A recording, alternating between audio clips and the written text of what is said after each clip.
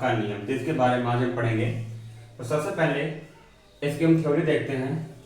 तो यहाँ पर है, इस नियम का प्रतिपादन जर्मन वैज्ञानिक रिक्टर ने किया था। इस नियम का प्रतिपादन कौन किया था?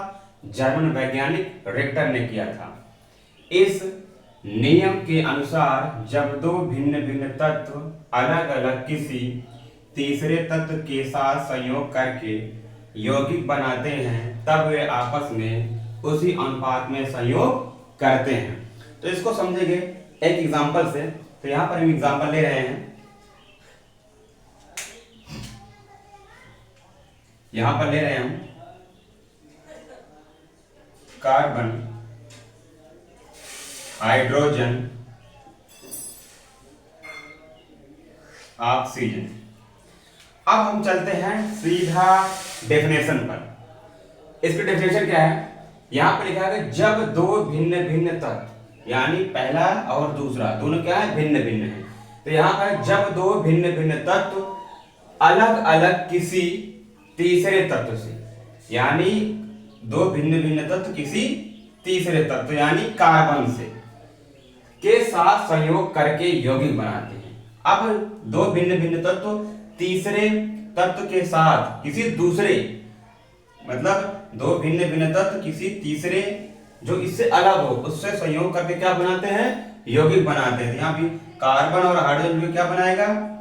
CH4, और यहाँ पर क्या बनाएगा? CO2, और ये आपस में मिलकर क्या बना रहे हैं? H2O। अब यहाँ पर क्या है? संयोग करके यौगिक बनाते हैं तब वे आपस में उसी अनुपात में संयोग करते हैं। तो सबसे पहले हम इनका रेशियो निकालेंगे, अनुपात निकालेंगे। तो यहाँ पर कार्बन और हाइड्रोजन का अनुपात क्या? कार्बन मेरे यहाँ पर 1 है, यहाँ पर इसका 12, यहाँ पर हाइड्रोजन कितना हो जाएगा? 4। जब इसको सरल अनुपात निकालेंगे तो यहाँ पर आएगा 3:1। यहाँ पर चलते हैं कार्बन और ऑक्सीजन का अनुपात निकालते हैं। कार्बन यहाँ पर कितना है? 12, यहाँ पर कितना है? ऑक्सीजन 32। कितना है? 32। क्लियर? यहाँ पर कितना ऑक्सीजन? 32 है। कार्बन यहाँ पर 12, यहाँ पर ऑक्सीजन कितना है? 32। तो यहाँ पर निकला इसका अनुपात। जब इसको सरल अनुपात में करेंगे तो यहाँ पर आएगा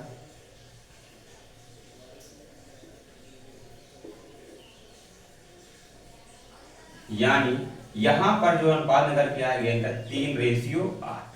कितना अनुपात निकल गया? 3:8। यहां पर कितना निकल गया? 3:1। यहां पर कितना निकल गया? 3:8। अब फिर से चलते हैं डेफिनेशन पर। डेफिनेशन क्या करें हम उसी को अकॉर्डिंग चलेंगे।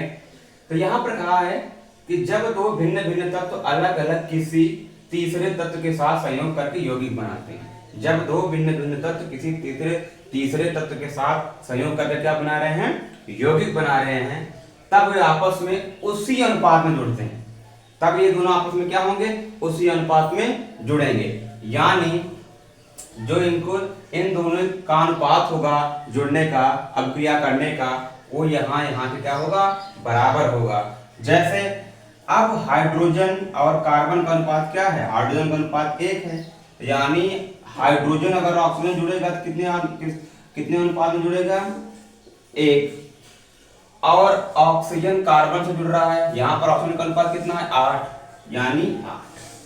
अब यहाँ पर हाइड्रोजन और ऑक्सीजन जब संयोग करेंगे तो 1:8 के अनुपात में संयोग करके क्या बनाएंगे? हमारा यहाँ पर बनाएंगे जल, H2O।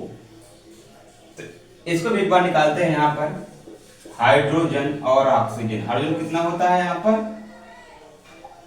2 है, ऑक्सीजन कितना होता है? 16। जो सरल अनुपात निकालेंगे क्या है? 1:8 आ गया, जो कि यहाँ पर आया हुआ है। तो फिर से एक बार समझेंगे।